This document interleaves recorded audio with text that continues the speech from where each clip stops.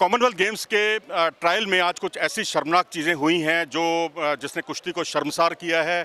जगबीर जो मेरे साथ खड़े हैं अंतर्राष्ट्रीय स्तर के रेफरी हैं क्लास 1 के और बहुत लंबे समय से इस कार्यभार को संभाल रहे हैं। आज एक पहलवान ने इन पर हमला कर दिया और आखिर उसकी वजह क्या थी?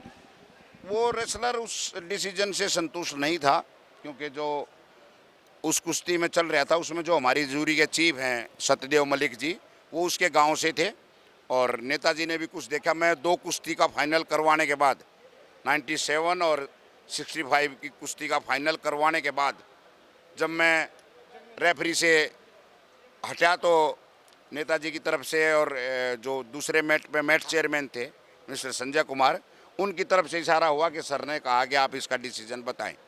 तो मैंने उसमें डिसीजन जो था उसमें वो अपना डिसीजन बताया कि भाई ये सिचुएशन है, इसमें वीडियो देख के उस पर ये डिसीजन बताया कि भाई 2 पॉइंट एक बार है और 1 पॉइंट बाहर जाने का है, 3 पॉइंट का डिसीजन हुआ।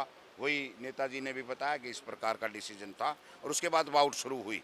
जब बाउट ख़त्म हुई तो हमने नॉर्मली बैठे थे हम तो अपने दूसरे मैट पे, तो वो पहलवान आया तो हमने समझा ऐसे ही आया होगा, लेकिन उसने आगे मिसबिहेव की बात की और हाथापाई करने की कोशिश की। यही एपिसोड था। अगर ऐसी घटना कभी अंतर्राष्ट्रीय स्तर पर हो, किसी अंतर्राष्ट्रीय प्रतियोगिता में हो, तो उस पर क्या एक्शन लिया जाता है?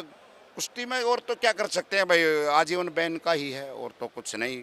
वो डिपार्टमेंट देखे या जो भी कोई है, वो तो हमारे प्रेसिडेंट साहब बैठे थे यहीं पे, उन्हीं के सामने हुआ सारी चीज़ें, वो अपना एक्शन करेंगे। हमारी तरफ से कोई वो नहीं है। हमने सुबह से जो कुश्तियाँ करवाई उसमें अपना डिसीजन दिया है और जो जूरी की जब जिम्मेवारी आई तो वो अपने डिसीजन दिया है।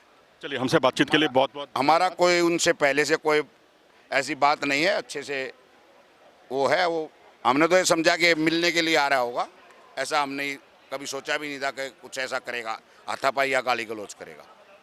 चलिए, ये बहुत ही शर्मसार करने वाली घटना है क्योंकि यहाँ ना सिर्फ गाली गलौच हुई बल्कि हाथापाई भी हुई और जगबीर जो कि अंतर्राष्ट्रीय स्तर के रेफरी हैं, ग्रेड 1 के रेफरी हैं, लंबे समय से ये इसका कार्यभार संभाल रहे हैं और उनको यहाँ जिस तरीके से उन पर हाथापाई हुई है वो कई तरह के अनुत्तरित सवाल भी खड़े करती है। क्या इस खिलाड़ी पर, सतेंद्र पर, जो कि सुपर हैवीवेट वर्ग का पहलवान है, इस पर आजीवन बैन लगेगा? ये बहुत कुछ डिपेंड करेगा फेडरेशन के ऊपर। रेसलिंग फेडरेशन ऑफ इंडिया का अगला कदम क्या होगा, इस पर सबकी नजरें बनी हुई हैं।